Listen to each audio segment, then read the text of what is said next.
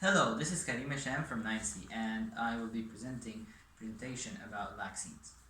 My objectives today will be defining the vaccine, a short biography of Edward Jenner, who is the founder of vaccines, history and types of vaccines, how vaccines affect the human body and their spectrum of effectiveness, examples of vaccines, and COVID-19 vaccine situation. What is a vaccine? A vaccine is a weakened or killed bacteria or virus that is injected into the body to make the immune system be able to deal with it and be ready for a bigger invasion of viruses or bacteria in case it happens. Edward Jenner. Edward Jenner was born on May 17, 1749. At the age of 14, he was apprenticed to a local surgeon in London.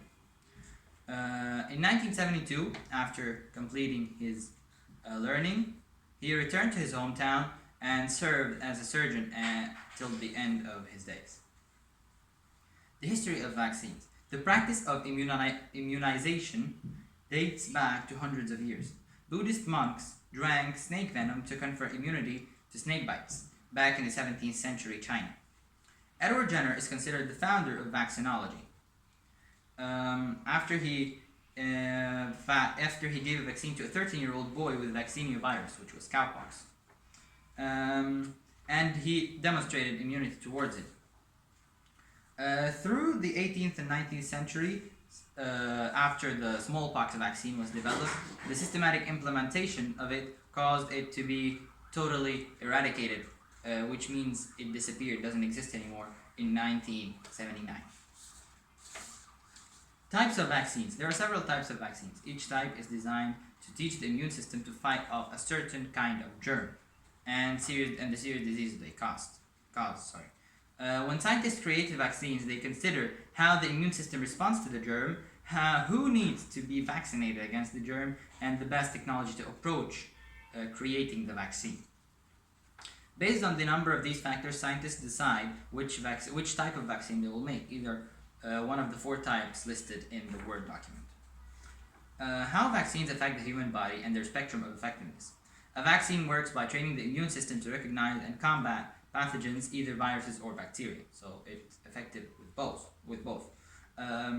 Certain molecules from the pathogen, like the proteins that are covering it in case of viruses, and the biological substances that cover the bacteria, must be introduced to the body to trigger an immune response.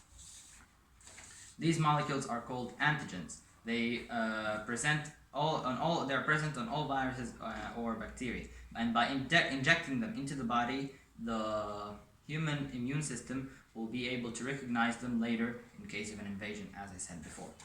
Examples of vaccines.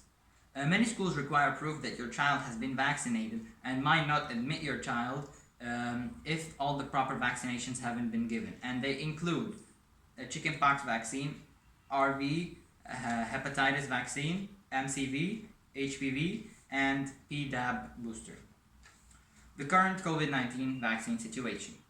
Past researchers on vaccines for coronavirus identified some challenges developing a COVID-19 vaccine, including ensuring the vaccine safety. Several vaccines for SARS have been tested on animals, and most of the vaccines improved the animal's survival but didn't prevent infection. So that is a problem that needs to be solved, or one of the problems. Providing long-term protection. After infection with the coronaviruses, reinfection with the same virus, though usually mild and only happening in a fraction of people, is possible after a period of months or years. So a COVID-19 vaccine has to be effective on the long run. And protecting older people. Since COVID-19 mostly affects older people over 50, we need to make a vaccine that will be effective on older people, since older people are or vaccines are less effective on older people than the younger generation. Thank you very much.